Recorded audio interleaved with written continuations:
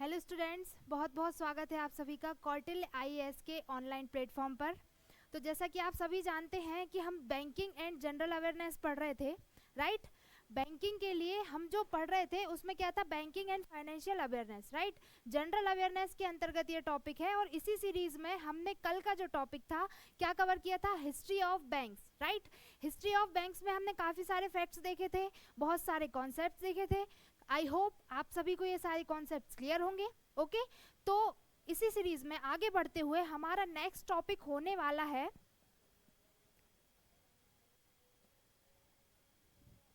Structure of banks, but उसके पहले हम पढ़ने वाले हैं merger of banks. Okay, structure of banks हम पढ़ेंगे, बट उसके पहले थोड़ा सा जो है आपको मर्जर ऑफ बैंक्स के बारे में आइडिया होना चाहिए कि बैंकों का विलय होता क्या है। क्योंकि हाल ही में 2019 में लगभग जो हमारे पास 20 नेशनलाइज बैंक थे उनमें से सिर्फ 12 बचे हैं।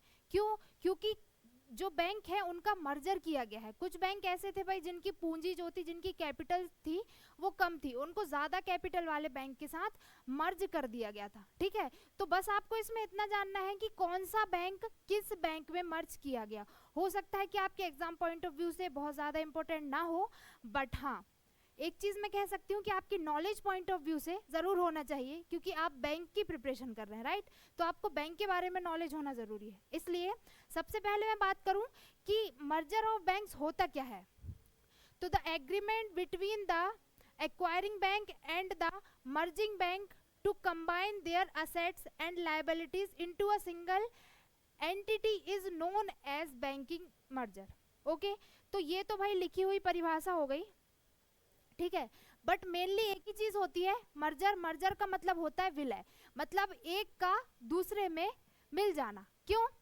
ये जो बैंक है, कुछ बैंक ऐसे होते हैं जिनकी कैपिटल ज़्यादा है। कुछ बैंक हमारे पास 2019 की अगर मैं बात करूं, 2019 में ये घोषणा हुई थी 31 अगस्त 2019 को 10 बैंकों के विलय की घोषणा की गई थी। ओके, और इनको मर्ज किया गया था 2020 में एज ऑफ 2020, राइट। तो 2020 में इनको मर्ज किया गया था। जो ज़्यादा कैपिटल वाले बैंक थे उनको ज़्यादा कैपिटल वाले बैंकों में कम कैपिटल वाले बैंक को मिला दिया गया था, जो बहुत ज़्यादा प्रॉफिट में नहीं थे। ओके, तो इस तरह से बैंक की जो थी पावर्स भी बढ़ गई थी। ओके, तो इंडिविजुअल एक बैंक की पावर जो है वो बढ़ गई थी। तो किस बैंक का किस में विलय हुआ था आपको बस इतना जानना ज़रूरी है। तो देखो, बैंकों के विलय की सूची, ओके, 2019-20 में विलय हुआ था, ठीक है। तो जो बैंक मर्ज हुए, ठीक है, यहाँ वो हैं, और जिनमें मर्जर हुआ यहाँ वो है। ओके, तो पंजाब नेशनल बैंक में दो बैंक मिलाए गए थे, एक था Oriental Bank of Commerce and the second one is United Bank of India. इन दोनों बैंकों को पंजाब नेशनल बैंक के साथ मिला दिया गया था और अभी ये तीन बैंक मिलकर काम कर रहे हैं। वहीं कैनरा बैंक, तो कैनरा बैंक जो था, सिंडिकेट बैंक जो था वो कैनरा बैंक में जाकर मिलाया गया। इलाहाबाद बैंक जो था वो इंडियन बैंक में मिल गया। देना बैंक और विजया बैंक जो थे बैंक ऑफ बड़ौदा में, ठीक है। आंध्रा बैंक और कॉरपोरेशन बैंक, ये इन दोनों बैंकों को यूनियन बैंक ऑफ इंडिया में मर्ज कर दिया गया था। बस इतने जो थे ये मर्जर हुए थे और इससे बैंकों की संख्या कम हो गई थी, ठीक है।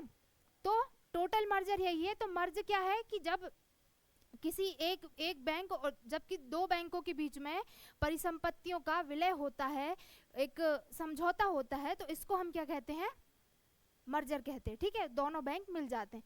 नेक्स्ट हमारा जो टॉपिक होने वाला है वो होने वाला है स्ट्रक्चर ऑफ बैंक्स। ओके, बैंकों का स्ट्रक्चर क्या है ठीक है, स्ट्रक्चर ऑफ बैंक्स। तो देखो, इंडिया में या कहीं पर भी हम बात करें, बैंक जो होता है उसका एक सिस्टम होता है। बैंक कहीं पर भी एक सिस्टम के साथ काम करता है, राइट, है ना। क्योंकि बैंक का सिस्टम नहीं होगा, तो अगर उसमें रेगुलेशन नहीं होगा तो भाई किसी भी इकोनॉमी के बिल्ड होने की जो संभावनाएं हैं वो कम हो जाएंगी, राइट। तो किसी भी इकोनॉमी को बिल्ड करने के लिए बैंक के स्ट्रक्चर जो है, एक बैंक का सही स्ट्रक्चर होना ज़रूरी है। तो इंडिया में बैंक जो है वो किस तरीके से डिफ्रेंशिएटेड है, राइट, किस तरीके से विभाजित हैं, वो सब आज हम पढ़ने वाले हैं। तो देखो, आरबीआई, जैसा कि आप सभी जानते हैं, कल हमने क्या पढ़ा था कि आरबीआई क्या है, शीर्ष बैंक है, यानी कि टॉप इंस्टीट्यूशन है भारत में, राइट, जो बैंकों का क्या करता है, रेगुलेट करता है।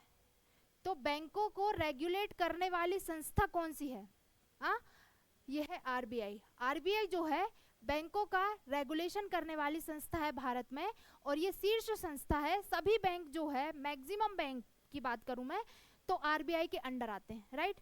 आरबीआई के अंतर्गत इन बैंकों को नियंत्रित किया जाता है। तो आरबीआई की स्थापना हमने कल पढ़ा था, आरबीआई एक्ट 1934 के द्वारा कब की गई थी, अप्रैल 1935 में की गई थी, ठीक है। और आरबीआई जो है इसकी सिफारिश किस समिति की सिफारिश पर की गई थी, हिल्टन यंग समिति की सिफारिश पर की गई थी। आरबीआई बेसिकली क्या है, आरबीआई रेगुलेटरी बॉडी है, भारत का शीर्ष बैंक है, भारत का केंद्रीय बैंक भी आप इसे बोल सकते हैं, भारत का सबसे बड़ा बैंक और बैंकों का बैंक क्या है, आरबीआई है, ठीक है। इसके अंडर में दो टाइप के बैंक्स होते हैं। एक बैंक वो होते हैं, इसके नीचे आने वाले बैंक्स की बात कर रही हूँ, एक वो होते हैं जो होते हैं शेड्यूल्ड बैंक, और एक होते हैं non scheduled bank. Scheduled bank और नॉन शेड्यूल्ड बैंक। शेड्यूल्ड मतलब अनुसूचित बैंक, क्या कहेंगे इनको, अनुसूचित बैंक, ठीक है। अनुसूचित बैंक मतलब ये किसी सूची में होंगे तभी तो इनको अनुसूचित कहा गया है। नेक्स्ट नॉन शेड्यूल्ड मतलब गैर अनुसूचित बैंक, क्या कहेंगे इनको, गैर अनुसूचित, मतलब ये किसी अनुसूची में या किसी सूची में नहीं है। अब किस सूची की बात करेंगे हम, आरबीआई एक्ट की बात करेंगे।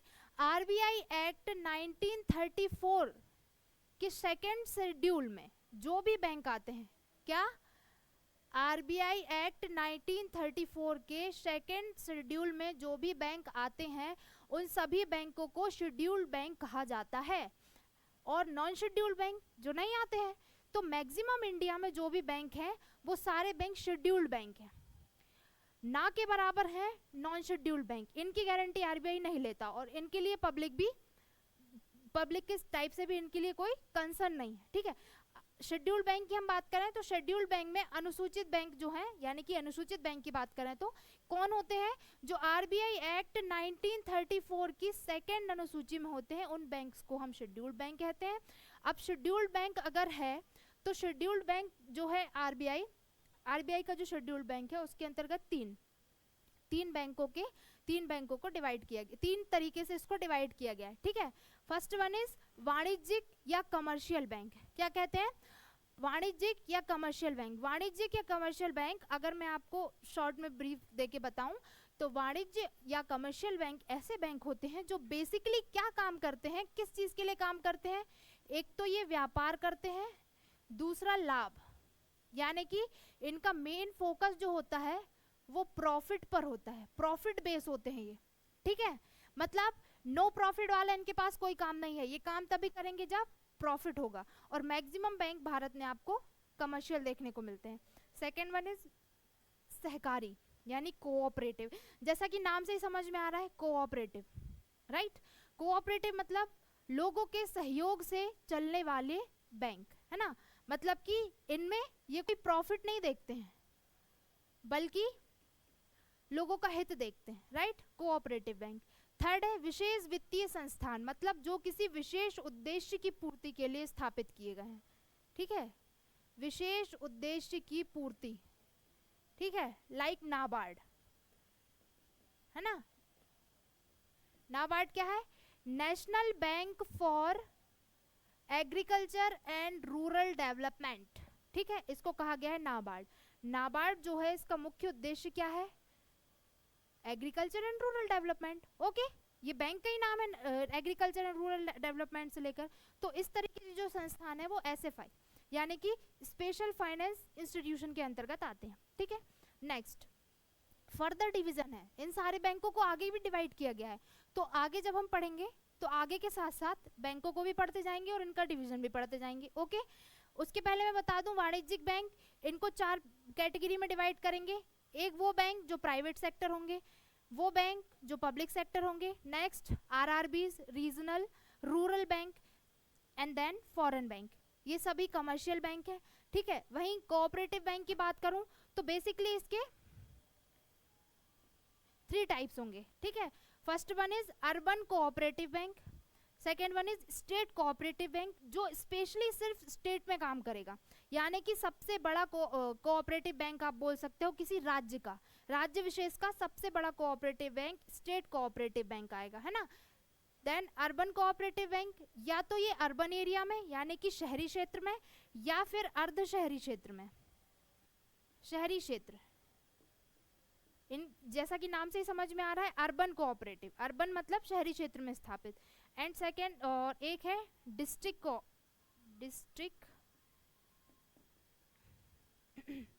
सेंट्रल कोऑपरेटिव, ठीक है, डिस्ट्रिक्ट सेंट्रल कोऑपरेटिव, जो कि विशेषकर एक जिला में काम करते हैं, ठीक है ना। तो इसके हो गए 3 टाइप्स, ठीक है। और विशेष वित्तीय संस्थान मैंने आपको बता दिया है किसी विशेष उद्देश्य की पूर्ति के लिए, इनमें नाबार्ड आ सकता है, एग्जिम आ सकता है, ये सभी हम आगे पढ़ेंगे, ओके। तो अभी हमारे पास क्या है भाई, अनुसूचित बैंक। अगर अनुसूचित बैंक, कोई बैंक अनुसूचित बैंक है तो कुछ तो प्रॉफिट होगा उसको, राइट, कोई प्रॉफिट तो होगा भाई, आरबीआई के साथ अगर ऐड है तो कोई प्रॉफिट होता होगा, है ना। तो जब मैं बात करूं शेड्यूल्ड बैंक की, तो शेड्यूल्ड बैंक वे बैंक जो आरबीआई एक्ट, जैसा कि मैंने बताया 1934 की सेकेंड शेड्यूल में है, शेड्यूल्ड बैंक कहलाएंगे। शेड्यूल्ड बैंक जो होते हैं उन बैंकों को क्या क्या सुविधाएं मिलती हैं, मतलब क्या क्या सुविधाएं इनको मिल सकती हैं। तो देखो शेड्यूल्ड बैंक जो होते हैं बेसिकली इनको 2 चीजें जो है वो मेनली इनको मिली होती हैं। एक क्या है, आरबीआई से रियायती दर पर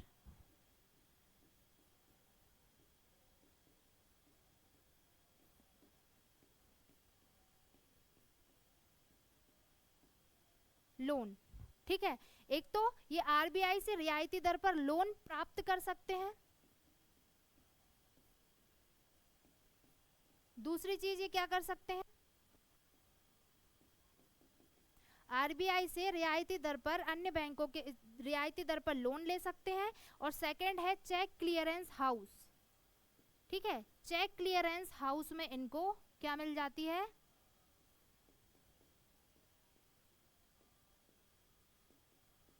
मेंबरशिप मिल जाती है, ओके।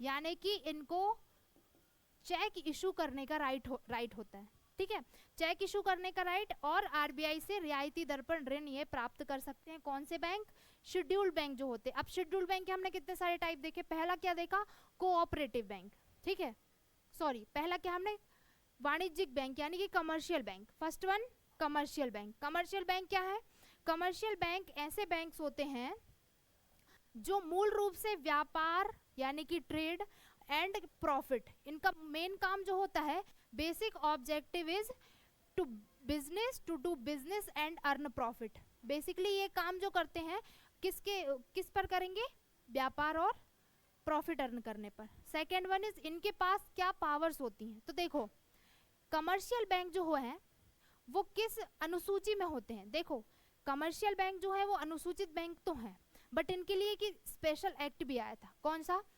इंडियन कंपनी एक्ट 1956 में शामिल बैंक कमर्शियल बैंक कहलाते हैं, ओके। तो banks includes in the Indian company act 1956 are called commercial banks, okay. मतलब अगर कोई बैंक को कमर्शियल बैंक कहलाना है तो उसका सिर्फ आरबीआई एक्ट 1934 के शेड्यूल नंबर 2 में होना ही नहीं, बल्कि इंडियन कंपनी एक्ट 1956 में होना भी अनिवार्य है, ठीक है। तो तीन चीजें होती हैं, देखो बैंक अगर आपको कहलाना है अगर बात बैंक की जाए तो कल हमने पढ़ा था banking regulation act 1949,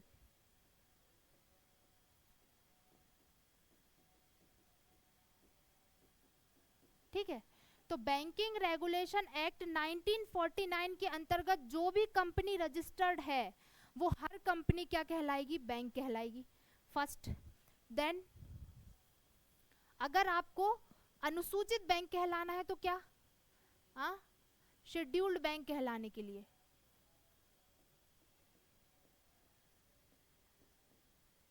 scheduled bank कहलाने के लिए क्या होना जरूरी है, आरबीआई एक्ट 1934, आरबीआई एक्ट 1934 की सेकेंड शेड्यूल में होना आपका जरूरी है, ठीक है, ओके, सेकेंड शेड्यूल में आपका होना जरूरी है, ठीक है। एक चीज ये हो गई, तो बैंक इसके कारण, शेड्यूल्ड बैंक इसके कारण, और कमर्शियल, अगर आपको वाणिज्यिक बैंक कहलाना है तो आप किस में होगे, तभी आप वाणिज्यिक बैंक कहलाओगे। कमर्शियल के लिए Indian company act, Indian company act, Indian company act 1956, और इस एक्ट में कुछ चेंज हुआ है जो कि प्रेजेंट में ये एक्ट जो है किसका हो गया है, 2013 का। तो अब ये कहलाता है इंडियन कंपनी एक्ट 2013, ओके। ये इनिशियली कब आया था, अगर आपसे पूछा जाए इंडियन कंपनी एक्ट आया कब था, तो ये आया था 1956 में, बट अगर हम बात करें तो प्रेजेंट में कौन सा चल रहा है, तो 2030 का एक्ट, जो 13 का जो एक्ट है वो प्रेजेंट में चल रहा है, ओके।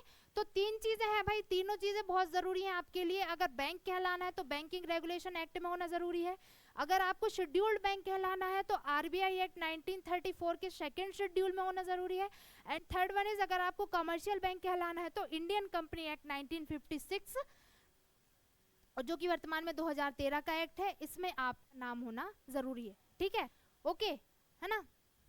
तो हम क्या पढ़ रहे थे, कमर्शियल बैंक, है ना। तो कमर्शियल बैंक मेनली किसके लिए होते हैं, व्यापार के लिए होते हैं। अब कमर्शियल बैंक के हमने कुछ टाइप देखे थे, public sector bank, private sector bank, right. तो पब्लिक सेक्टर बैंक क्या होते हैं और प्राइवेट सेक्टर बैंक क्या होते हैं।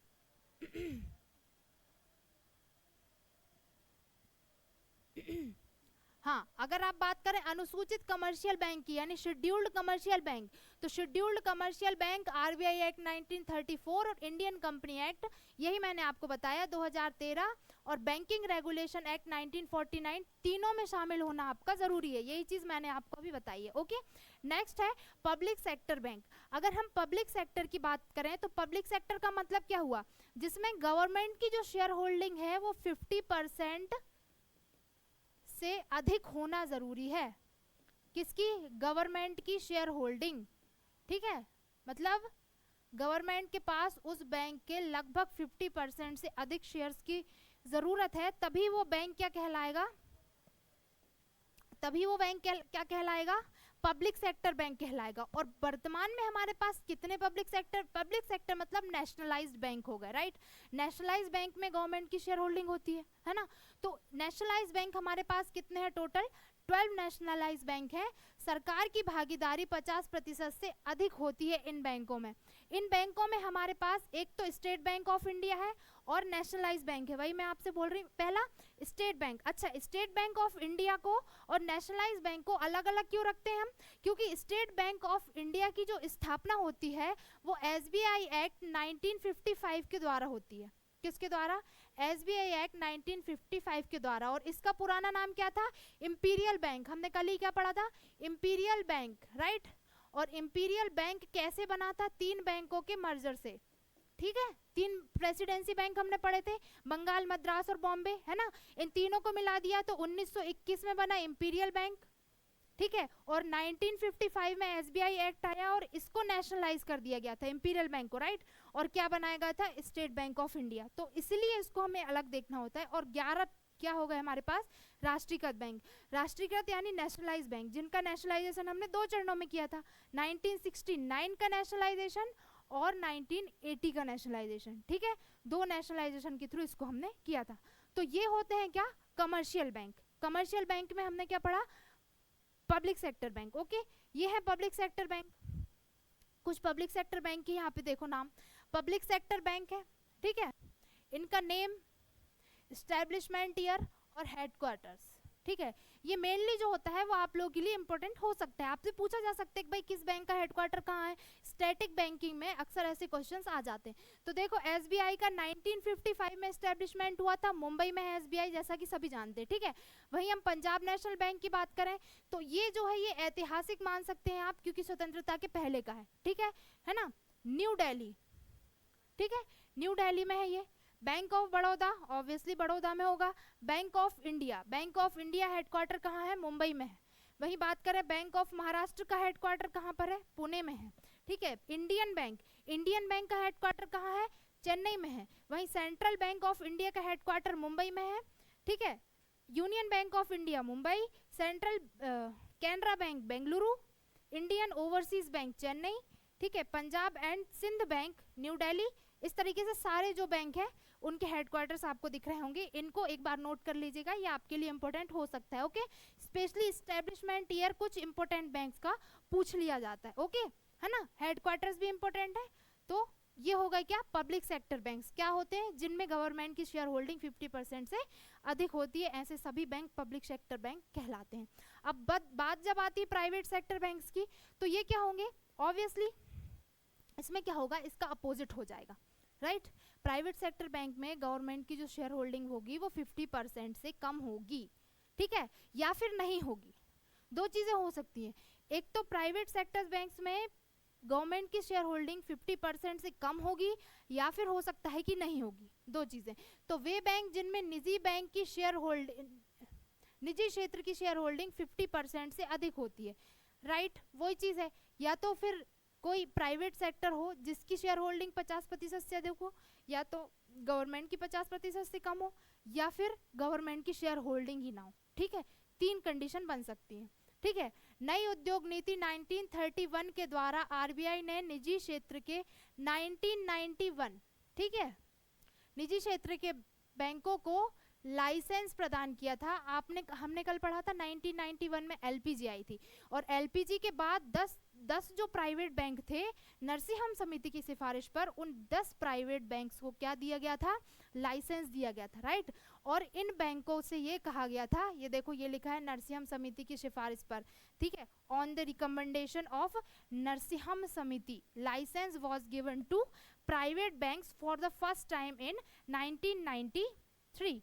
ठीक है, 1991 में अप्रूव हुआ था, 1993 में क्या लाइसेंस मिल गया था। ठीक है, ओके। तो इस तरीके से हमारे पास प्राइवेट बैंक ये होते हैं, और बहुत सारे हमारे पास प्राइवेट बैंक है ना। जैसे आईसीआईसीआई बैंक आप कह सकते हैं प्राइवेट बैंक है, एचडीएफसी बैंक प्राइवेट बैंक है ना। तो इस तरीके से काफी सारे बैंक है हमारे पास जो प्राइवेट बैंक है। ठीक है, नेक्स्ट हम बढ़ेंगे। प्राइवेट बैंक में एक चीज और है, ओल्ड जनरेशन और new generation bank. Old generation bank वो बैंक जो 1991 के पहले खोले गए, और न्यू जनरेशन बैंक ऐसे बैंक जो 1991 के बाद स्थापित हुए थे। ठीक है, 1991 क्यों? क्योंकि यहाँ आई थी एलपीजी। ठीक है, क्या? LPG, liberalisation, privatisation and globalisation. ये बहुत बड़ा चेंज था इंडियन इकोनॉमी में जो हमने कल देखा था। तो इसके पहले जो बैंक थे वो 1991 में, और इसके बाद जो थे वो वो क्या थे? New generation bank. ठीक है, दो चीजें समझ में आई। हमने क्या देखा? Scheduled bank. शेड्यूल्ड बैंक के अंदर हमने क्या देखा? Commercial bank. कमर्शियल बैंक के हमने दो टाइप्स देख लिए।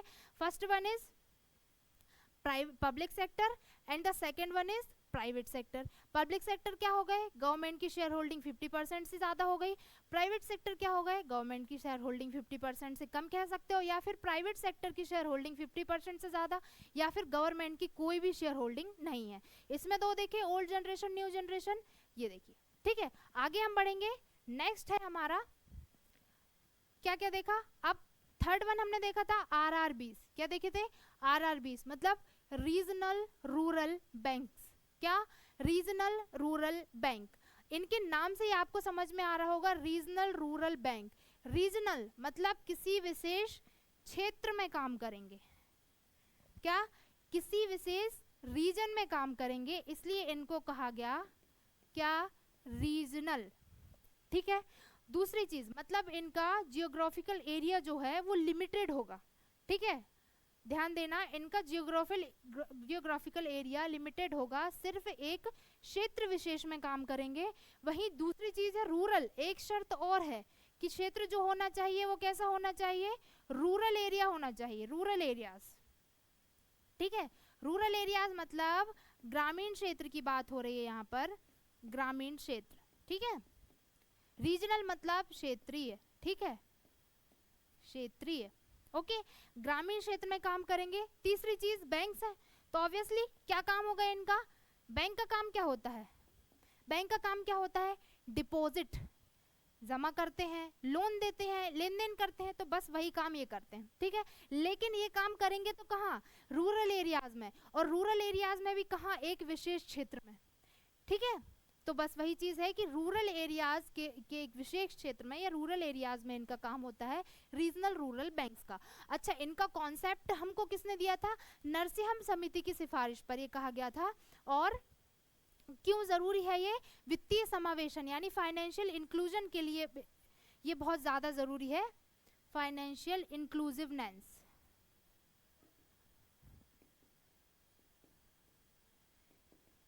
इंक्लूसिवनेस, ठीक है। फाइनेंशियल इंक्लूसिवनेस यानी कि वित्तीय समावेशन। वित्तीय समावेशन का मतलब होता है कि प्रत्येक क्षेत्र तक वित्त की पहुंच को सुनिश्चित करना, रूरल से रूरल, निचले से निचले एरिया तक वित्त की पहुंच को सुनिश्चित करना, यानी कि जो मनी है उसकी पहुंच को सुनिश्चित करना ही क्या कहलाएगा? Financial inclusion. मतलब इसमें सभी का योगदान होगा, यानी कि समावेश होगा, ठीक है ना। तो ये क्या कहलाएगा? वित्तीय समावेशन। और इसके लिए क्या जरूरी है कि हम रूरल एरियाज में भी बैंक्स को डेवलप करें, और इसके लिए विशेष रूप से हमने आरआरबीज को एस्टैब्लिश किया था।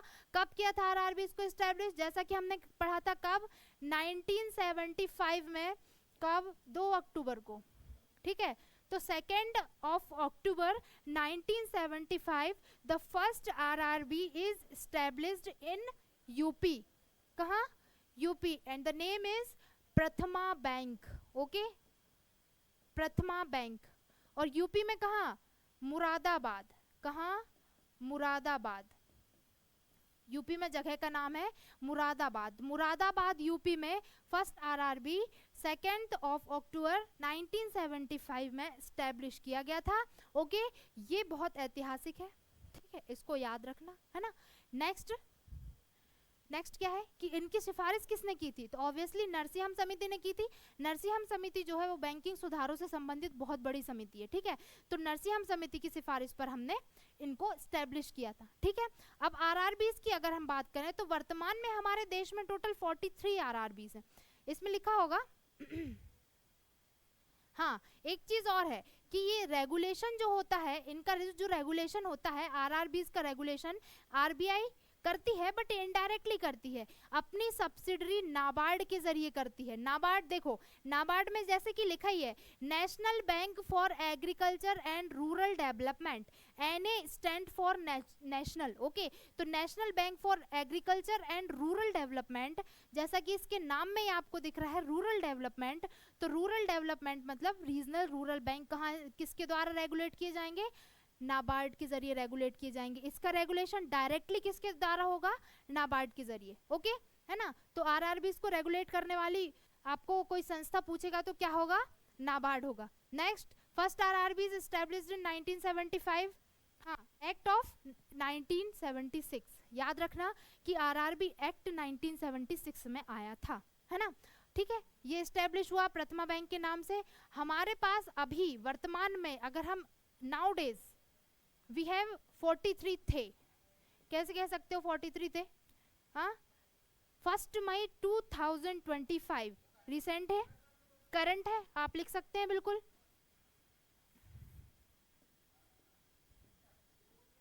कैसे लिखोगे? 1 मई 2025। ये डेट क्यों जरूरी है? क्योंकि इस डेट में बैंक के क्षेत्र में एक नया नियम लागू हुआ था, 1 स्टेट 1 आरआरबी योजना लागू हुई थी। एक 1 स्टेट 1 आरआरबी, क्या? 1 स्टेट 1 आरआरबी, ठीक है। और इसके चलते 1 स्टेट 1 आरआरबी योजना के चलते क्या हुआ है कि सारे बैंक्स को हमने क्या कर दिया है? मर्ज कर दिया है। और अगर अब हम बात करें तो संख्या 43 से कितनी हो गई है? 43 से कितने आरआरबी हो गए हैं अभी हमारे पास? तो कितने स्टेट्स हैं? 28। इसलिए आरआरबी भी कितने हैं हमारे पास? 28। ये प्रेजेंट की बात है, ओके, है ना। नाउ डेज, अभी की बात कर रही हूं मैं, 1 मई 2025 के बाद से रूल चेंज होता है, 1 स्टेट 1 आरआरबी स्कीम आती है और इसके थ्रू 28 वर्तमान में हमारे पास आरआरबी हैं। तो ये ध्यान रखना कि 1 स्टेट 1 आरआरबी जो योजना है वो कब लागू होती है, तो 1 मई 2025 को लागू होती है। ठीक है, ये करंट का क्वेश्चन है, हो सकता है आपके एग्जाम में आ जाए। ओके ठीक है। आरआरबी, यहाँ आरआरबी एंड होते, आरआरबी के आगे क्या था, हाँ ठीक है आरआरबी। ओके देखो यहाँ एक टर्म लिखा है फॉरेन बैंक्स। ओके बेसिकली ये फॉरेन बैंक्स का नहीं है। ओके है ना, ये फॉरेन बैंक्स का मटेरियल नहीं है। ओके फॉरेन बैंक्स में क्या है, क्या होते हैं फॉरेन बैंक्स, बताओ क्या हो सकते हैं अगर हम बात करेंगे फॉरेन बैंक्स। ऑब्वियसली जो फॉरेन से ऑपरेट होते हो, ऐसा तो नहीं कि विदेश में ही होंगे। अगर हम फॉरेन बैंक्स पढ़ रहे हैं तो वो इंडिया में भी हैं। ओके एक बैंक आपने सुना होगा HSBC, Hong Kong Shanghai bank corporation. ठीक है, हांगकांग शंघाई बैंक कॉरपोरेशन ये ब्रिटेन का बैंक है। ठीक है ओके है ना। एक है सिटी बैंक है, सिटी बैंक। एक है standard chartered, standard chartered. Okay standard chartered bank, ये सारे बैंक फॉरेन कंट्रीज में हैं। ओके इनका स्पेशलाइजेशन क्या होता है, ये सारे बैंक फॉरेन बैंक्स कहलाएंगे। ठीक है सभी, क्योंकि इनके हेडक्वार्टर जो है वो कहाँ पर है, अदर कंट्रीज में है, बट ये ऑपरेट कहाँ हो रहे हैं, इंडिया में भी।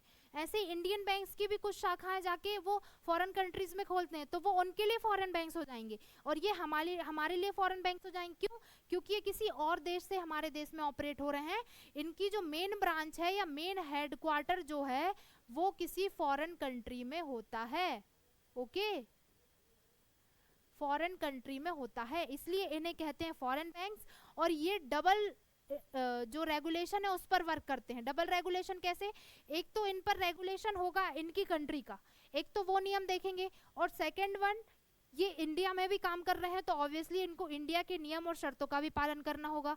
ठीक है, तो इसलिए जो फॉरेन बैंक्स हैं वो दो तरीके से रेगुलेट होते हैं। एक तो पहली चीज है कि वहां के नियमों का पालन करेंगे जहां से वो हैं, और एक चीज क्या है कि यहाँ के नियमों का पालन करेंगे जहां वो काम कर रहे हैं। ठीक है, बस फॉरेन बैंक्स में इतना ही है, कुछ ही फॉरेन बैंक्स के नाम है, इसके अलावा और कुछ भी नहीं है। फॉरेन बैंक्स में हमको इतना ही पढ़ना है।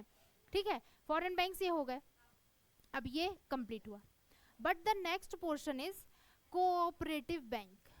कोऑपरेटिव बैंक होते क्या हैं, काम कैसे करते हैं। देखो हमने क्या देखा, कमर्शियल बैंक देख लिए। ठीक है, कमर्शियल बैंक देखा, कमर्शियल बैंक में हमने 4 टाइप्स देखे, प्राइवेट बैंक देखे, पब्लिक सेक्टर बैंक देखे यानी निजी बैंक, सरकारी बैंक। तीसरी चीज हमने क्या देखा, फॉरेन बैंक्स भी देख लिए। इसके अलावा हमने क्या देखा अभी लास्ट, रीजनल रूरल बैंक है ना, आरआरबीज हमने देख लिए। तो ये चारों जो हैं ये कमर्शियल बैंक है। कमर्शियल बैंक क्या हुए, हमने पढ़ा कमर्शियल बैंक क्या है भाई, जो व्यापार और बेसिकली प्रॉफिट के लिए काम करते हैं। बट उसके अपोजिट है कोऑपरेटिव बैंक। देखो कोऑपरेटिव बैंक की हमको नीड क्यों हुई, देखो बेसिकली क्या है, कोऑपरेटिव बहुत पुराना जो कह सकते हैं आप कॉन्सेप्ट है, कमर्शियल बैंक से भी पुराना कॉन्सेप्ट है कोऑपरेटिव का कॉन्सेप्ट। बेसिकली क्या था कि जब इंडिया जो था वो आज़ाद नहीं हुआ था, या इससे पहले की हम बात करें, बहुत पहले की बात करें, तो जब लोगों को मनी की नीड होती थी, पैसे की ज़रूरत होती थी, तो वो किसके पास जाते थे, लैंड होल्डर्स के पास, ज़मींदारों के पास जाते थे। राइट, उनके पास जाके उनसे लोन लिया करते थे। बट जैसा कि मैंने बताया था कि ज़मींदार क्या करते थे, ज़मींदार क्या करते थे कि वो उस लोन पर जो इंटरेस्ट रेट लगाते थे वो इतना लगाते थे कि उनकी 2 से 3 पीढ़ियां भी उसको चुका नहीं पाती थी लोन को, उनको उन्हीं के अंडर में काम करना होता था।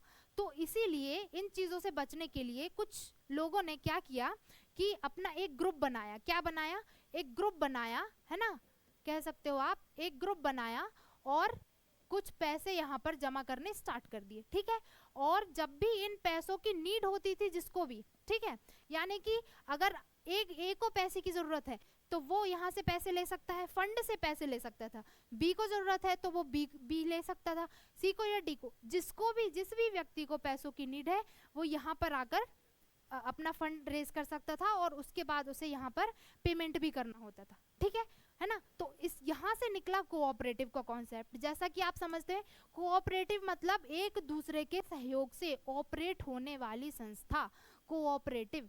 ओके, तो कोऑपरेटिव बैंक, सहकारी बैंक, सहकारी बैंक एक वित्तीय संगठन है जो अपने सदस्यों से संबंधित होता है, जो इसके मालिक और ग्राहक दोनों होते हैं। जैसा कि मैंने बताया भाई सारे सदस्य मिलकर जो है एक संस्था की स्थापना कर रहे हैं, तो ऑब्वियसली वो उसके ऑपरेटर होंगे, है ना, तो सभी इसके ऑपरेटर हैं।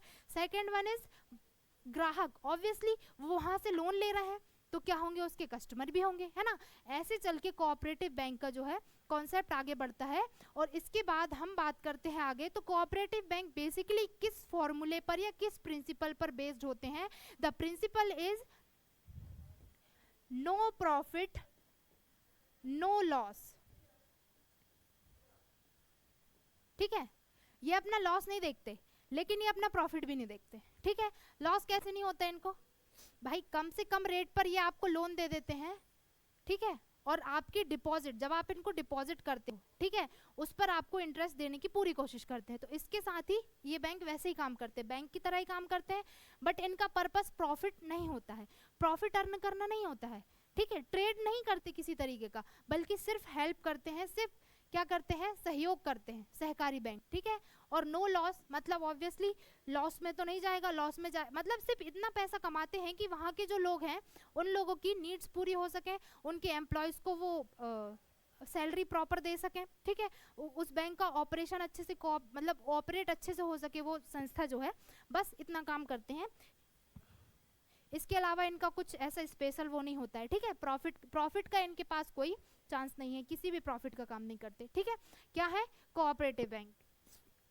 देखो सहकारी बैंक में व्यक्ति किसी विशेष क्षेत्र में रहने वाले उधारकर्ता और गैर उधारकर्ताओं का एक संघ हो सकते हैं जो एक दूसरे के व्यापारिक मामले में रुचि रखते हैं। देखो इस लाइन को छोड़ो, एक बात समझो कि ऐसा भी हो सकता है ना कि आपने कोऑपरेटिव एक सोसाइटी बना ली, राइट।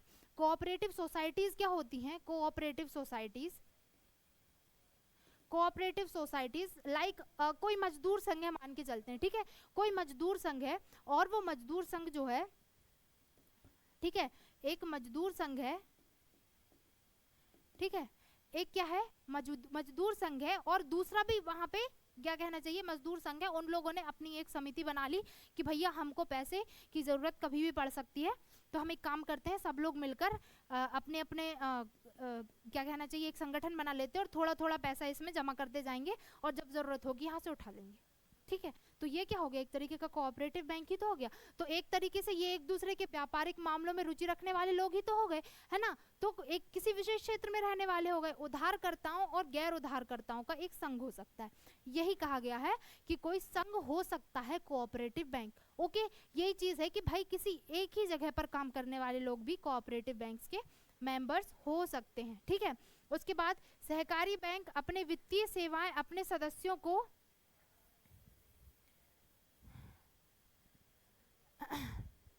एक मिनट, हाँ ये चीज है कि कोऑपरेटिव बैंक जो होते हैं वो बैंकिंग सर्विसेज प्रोवाइड करते हैं। सीधी सी एक बात है, भाई बैंक है तो ऑब्वियसली बैंकिंग सर्विसेज देंगे, लोन देंगे, डिपॉजिट देंगे, हर वो काम करते हैं जो एक बैंक करता है, बट इनका मेन पर्पस जो होता है वो प्रॉफिट नहीं होता है। ठीक है, कम से कम इंटरेस्ट आपको देंगे और आपसे लेंगे भी कम से कम इंटरेस्ट। ओके, ठीक है, तो ये होते हैं कोऑपरेटिव बैंक्स। अब कोऑपरेटिव बैंक्स के जो हमने टाइप्स देखे थे, तो three types of cooperative bank.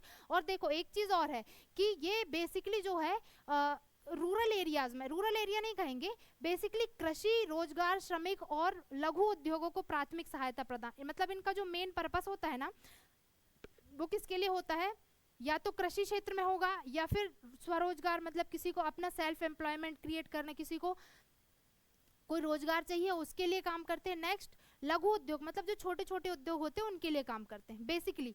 और एक चीज है जो बहुत इंपॉर्टेंट है, वो है अन्योन्य कोऑपरेटिव बैंक लिमिटेड 1889 भारत का पहला सहकारी बैंक है। ये हिस्ट्री से लिया गया है। देखो इससे पहले भी हो सकते थे, लेकिन जो हमें रजिस्टर्ड मिला है पहला वो यही है। ठीक है, अन्योन्य के नाम से एक सहकारी मंडल भी आपको देखने को मिलेगा। ठीक है, अन्योन्य cooperative bank limited 1889 is the first cooperative bank in India, केस्ड operation 2006। Okay, जिसने अपना जो ऑपरेशन है वो क्लोज्ड कर दिया। ओके, क्लोज्ड कर दिया, यानी कि अब ये नहीं चलता है, 2006 में बंद हो गया है, बट पहला यही था।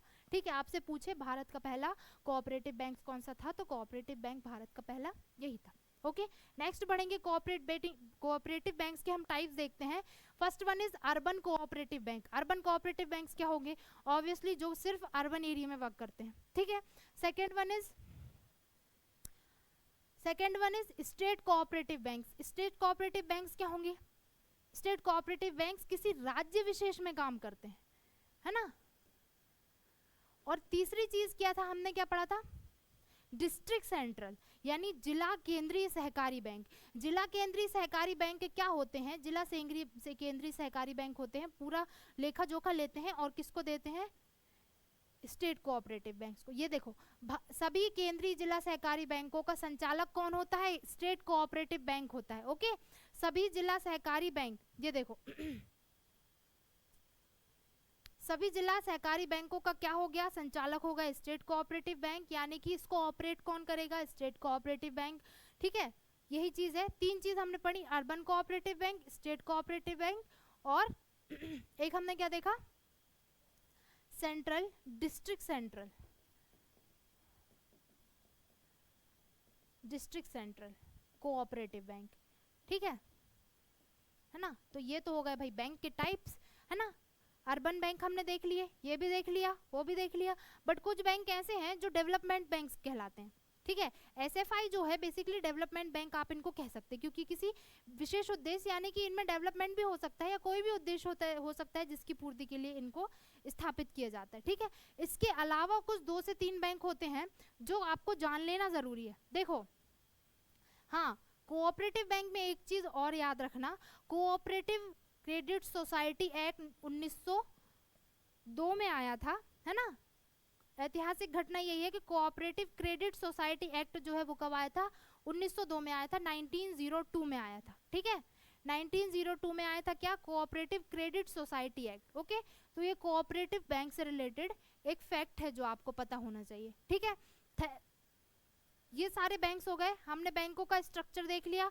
स्ट्रक्चर में हमने बैंक्स देख लिए भाई, क्या क्या बैंक है, शेड्यूल्ड बैंक है, नॉन शेड्यूल्ड। शेड्यूल्ड क्या हो गए?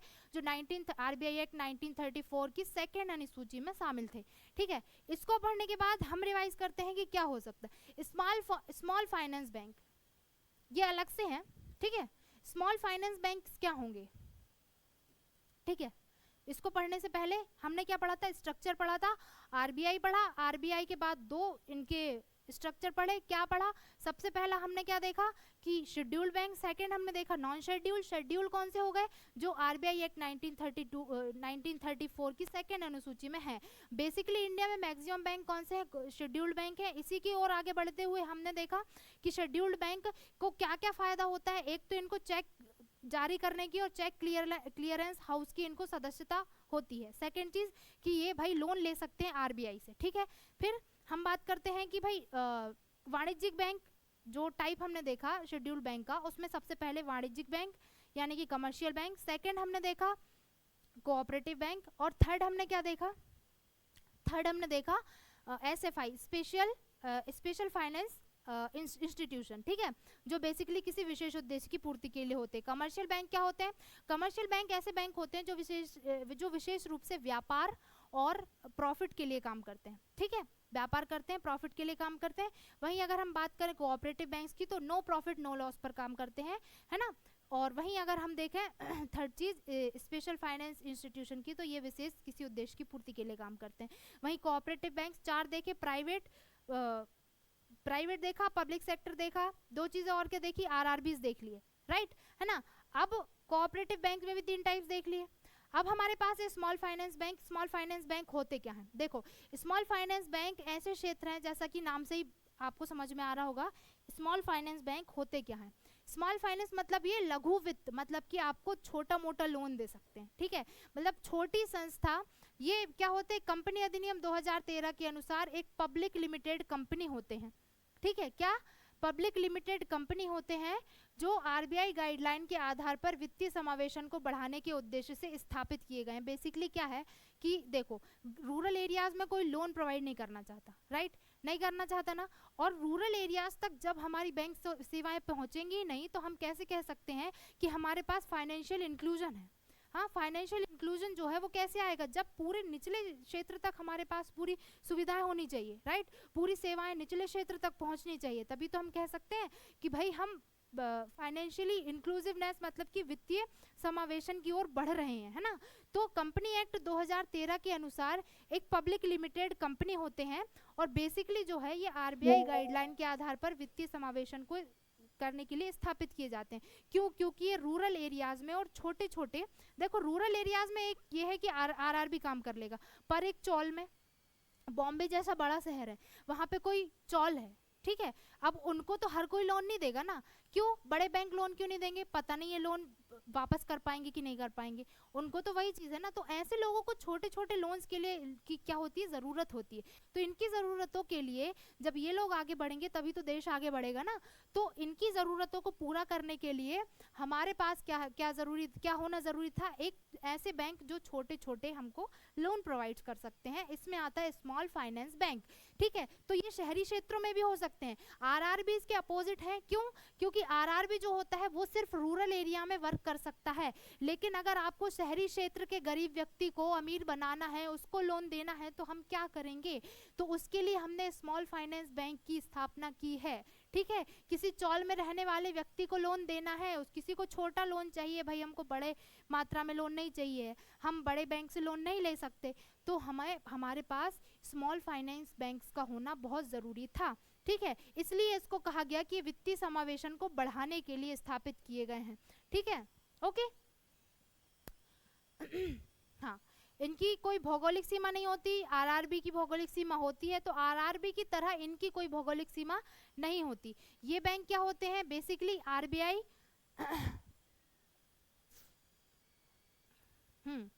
आरबीआई के द्वारा स्थापित किए गए हैं, जो कि ऊषा थरोट नहीं, आप यहाँ लिखो नचिकेत मोर, ठीक है। किसकी सिफारिश पर? नचिकेत मोर कमेटी की सिफारिश। ऊषा थरोट समिति का रिलेशन जो था ना वो क्लियरेंस से था, चेक क्लियरेंस से रिलेटेड थी और उस सिस्टम से रिलेटेड थी, ठीक है। नचिकेत मोर समिति की सिफारिश पर, किस सिफारिश पर? नचिकेत मोर समिति, नचिकेत मोर समिति की सिफारिश पर हमने किसको डेवलप किया है? स्मॉल फाइनेंस बैंक्स को। तो जब स्मॉल फाइनेंस बैंक्स की बात आती है तो हमने क्या किया है? पहली चीज तो ये छोटे लोन देते हैं, मतलब कि स्मॉल फाइनेंस यानी छोटे छोटे ऋण प्रोवाइड करते हैं। किसकी सिफारिश पर? नचिकेत मोर की समिति की सिफारिश पर, ठीक है। क्यों स्थापित किए गए? मेन उद्देश्य क्या था? वित्तीय समावेशन, यानी कि फाइनेंशियल इंक्लूजन,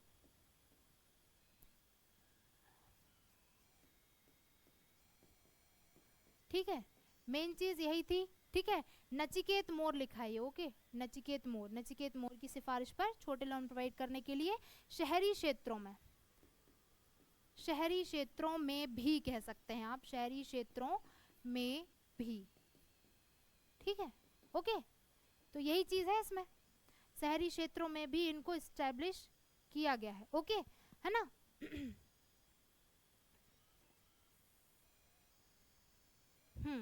ठीक है, आगे बढ़ेंगे। नेक्स्ट क्या था? नेक्स्ट है सितंबर 2015 में आरबीआई ने 10 कंपनियों को स्मॉल फाइनेंस बैंक स्थापित करने का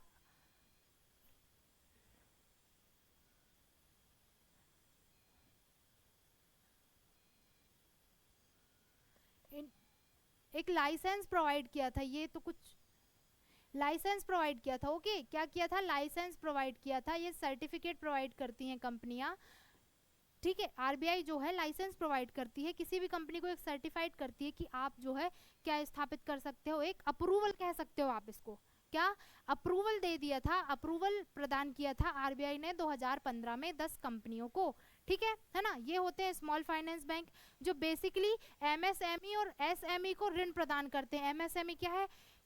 small micro small and medium enterprises,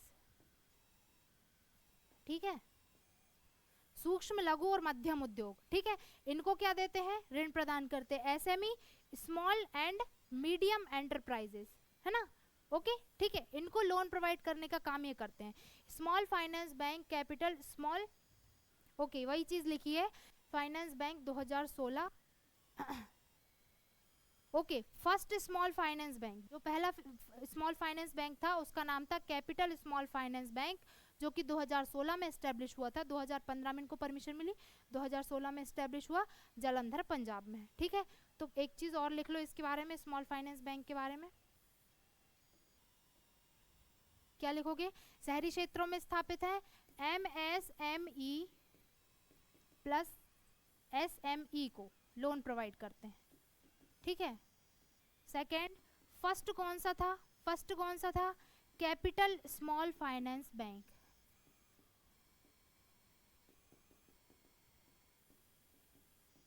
जो कि कब खोला गया? 2016 में खोला गया, है ना। कहाँ? जालंधर में खोला गया। ठीक है, जालंधर में खोला गया। एक चीज और कि 2015 में RBI ने अप्रूवल प्रदान किया था। कितनों को अप्रूवल दिया था? 10 कंपनी को, to establish small finance bank. Okay, small finance bank को एस्टैब्लिश करने के लिए। ठीक है ना। नेक्स्ट है पेमेंट्स बैंक। पेमेंट्स बैंक क्या होते हैं? ऑब्वियसली ये दूसरे बैंकों के समान ही एक सामान्य बैंक होते हैं। ठीक है, स्मॉल फाइनेंस बैंक लोन दे सकते हैं ना, तो दूसरे बैंकों के समान ही बैंक होते हैं, किंतु छोटे पैमाने पर संचालित होते हैं और ऋण प्रदान नहीं करते। देखो, स्मॉल फाइनेंस बैंक और पेमेंट्स बैंक में इतना ही अंतर है, ये भी नचिकेत मोर समिति की सिफारिश पर एस्टैब्लिश हुए थे। दूसरी चीज ये है कि ये बैंक अदर बैंक्स के समान ही संचालित होते हैं, बट एक चीज है कि ये लोन प्रोवाइड नहीं करते हैं, ये सिर्फ ट्रांजैक्शन करते हैं, मनी ट्रांजैक्शन कर सकते हैं ये। ठीक है, बट लोन ये नहीं देंगे, लोन देने का अधिकार सिर्फ स्मॉल फाइनेंस बैंक के पास है और अदर बैंक के पास है, बट पेमेंट बैंक लोन नहीं देते। ये मेन अंतर है। Okay, main. हाँ, ये सभी अन्य बैंकिंग कार्य कर सकते हैं, परंतु क्रेडिट कार्ड प्रदान नहीं करते। तो दो चीजें आप याद रखना जो नहीं देते। तो क्या नहीं देते? पेमेंट्स बैंक क्या नहीं देते? पेमेंट बैंक नॉर्मल बैंक की तरह होते हैं, बट लोन नहीं देंगे आपको। दूसरी चीज, क्रेडिट कार्ड, ये भी आपको ये नहीं देंगे। ओके, तो लोन और क्रेडिट कार्ड नहीं देंगे। दूसरी चीज, एक चीज और कि नचिकेत मोर समिति की सिफारिश पर इनको ये मांग जमा स्वीकार कर सकते हैं, मतलब डिपॉजिट को एक्सेप्ट कर सकते हैं। जब आप मांगोगे आपको दे भी सकते हैं, बट सिर्फ 1 लाख तक की इनके पास लिमिट है। 1 लाख से ज्यादा का आप इनमें डिपॉजिट नहीं कर सकते। तीसरी बात, फिर mobile payment, ATM, debit card, net banking और थर्ड पार्टी फंड ट्रांसफर सभी कार्य कौन से बैंक कर सकते हैं? पेमेंट्स बैंक कर सकते हैं। Like Paytm, right. पेटीएम एक क्या है? पेमेंट बैंक ही है। ओके, तो पेमेंट बैंक अदर बैंक्स के समान ही होते हैं, बट इनका काम क्या होता है कि लोन नहीं देंगे आपको। दूसरी चीज, ये क्रेडिट कार्ड भी नहीं देंगे। डिपॉजिट लेंगे तो 1 लाख तक का ही लेंगे। ठीक है, लेकिन ये ATM, debit card, mobile payment, कह सकते हैं नेट बैंकिंग वगैरह और थर्ड पार्टी जो ट्रांजेक्शन्स होते हैं उनको अलाउ करते हैं। ठीक है, और किसी बैंक के बिजनेस करस्पॉन्डेंस बन सकते हैं, मतलब किसी बैंक के बिहाफ में किसी बैंक के साथ मिलकर काम कर सकते हैं, लेकिन ये खुद अकेले कुछ नहीं कर सकते। ठीक है, दूसरी चीज, बीमा, म्यूचुअल फंड, ये सब इशू कर सकते हैं। ठीक है, मतलब वही कि सारे बैंकिंग काम कर सकते हैं सिवाय दो चीजों के, एक तो लोन नहीं देंगे आपको। दूसरी चीज क्या थी? नचिकेत मोर समिति की सिफारिश पर इसकी स्थापना हुई थी, इसको याद रखना। ठीक है, एक तो ये आपको लोन प्रोवाइड नहीं करेंगे। क्या नहीं देते आपको? लोन नहीं देते। देखो इसमें लिखा है लोन नहीं देते और क्रेडिट कार्ड नहीं देते। दो चीजें बस नहीं देते, बाकी सारा काम करते हैं। ठीक है, डिपॉजिट लेते हैं 1 लाख तक का। ओके, और नचिकेत मोर समिति की सिफारिश पर इनकी स्थापना होती है। इतना आपको इनके बारे में मालूम होना चाहिए। ओके, नचिकेत मोर समिति। ओके, नचिकेत मोर समिति की सिफारिश पर ही एस्टेब्लिश होते हैं कौन? Payments bank. ओके, तो यहाँ हमने देखा टाइप्स ऑफ बैंक। ओके, सारे टाइप्स हमने बैंक के देख लिए हैं, इसमें कुछ भी नहीं बचा हुआ है ना, सारे देख लिए। ओके, दो बचे हुए थे स्मॉल फाइनेंस बैंक और पेमेंट्स बैंक, जो हमने अलग से देखे हैं, तो वो भी हमने यहाँ पर देख लिए। ठीक है, private bank, public sector, regional, rural, foreign bank सभी हमने यहाँ पर देख लिए हैं। आप देखिए स्ट्रक्चर ऑफ बैंक जो है हमारा आज ये टॉपिक कंप्लीट होता है। कल मिलते हैं एक नए टॉपिक के साथ, तब तक के लिए थैंक यू वेरी मच।